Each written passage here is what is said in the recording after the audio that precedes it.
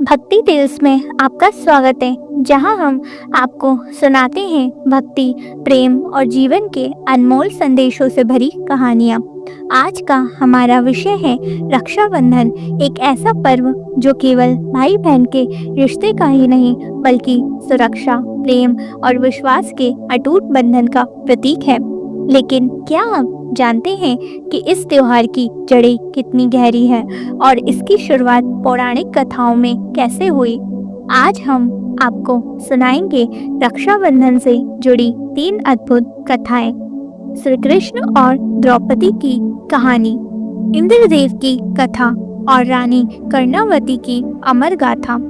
पृष्ठभूमि, महाभारत काल। एक ठंडी सुबह, एक बार महाभारत युद्ध से पहले की बात है। श्री कृष्ण अपने घर में शस्त्र अभ्यास कर रहे थे। तभी उनकी उंगली तलवार से हल्की कट गई और खून निकल आया। ये देखकर द्रौपदी, जो वहां उपस्थित थी, तुरंत अपनी साड़ी का एक टुकड़ा फाड़कर कृष्ण की उंगली पर बांध देती हैं। श्री कृष्ण भावुक हो उठते हैं और कहते हैं, द्रौपदी, आज तुमने मेरे घाव पर पट्टी बांधी है, लेकिन ये केवल कपड़े का टुकड़ा नहीं, ये तुम्हारे प्रेम और स्नेह का प्रतीक है। मैं जीवन भर तुम्हारी रक्षा करूंगा। समय बीता और जब द्रौपदी का चीरहरण हुआ तो श्री कृष्ण ने उनकी रक्षा के लिए चमत्कार कर दिया। उनकी साड़ी अनंत हो गई और दुष्ट लोग असफल हो गए। ये घटना आज भी हमें सिखाती है कि प्रेम और समर्पण का एक छोटा सा कार्य जीवन भर की सुरक्षा और आशीर्वाद में बदल सकता है। पृष्ठभूमि, स्वर्गलोक में असुरों और देवताओं के बीच युद्ध।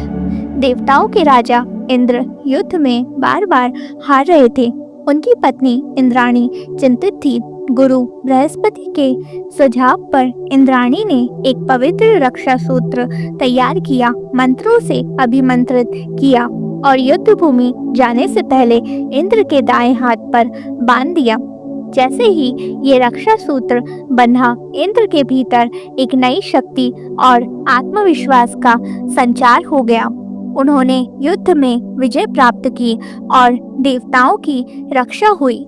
तब से ये परंपरा चली आ रही है कि रक्षा सूत्र केवल भाई बहन ही नहीं बल्कि सुरक्षा, आशीर्वाद और शुभकामना का प्रतीक है। पृष्ठभूमि, मध्यकालीन भारत।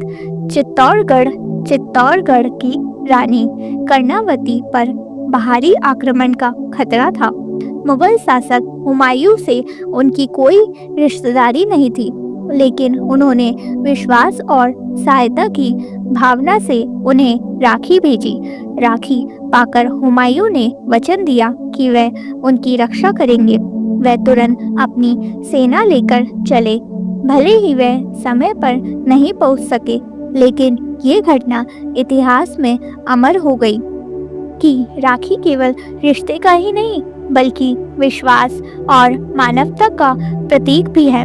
तो प्रिय श्रोताओं, रक्षाबंधन हमें केवल राखी बांधने का अवसर नहीं देता, बल्कि ये याद दिलाता है कि संबंध केवल खून के नहीं बल्कि प्रेम, विश्वास और निष्ठा से भी बनते हैं। आज भी जब बहनें अपने भाइयों को राखी बांधती है और भाई उन्हें रक्षा का वचन देते हैं, तो ये केवल एक रस्म नहीं बल्कि एक वादा होता है जो दिल से निभाया जाता है।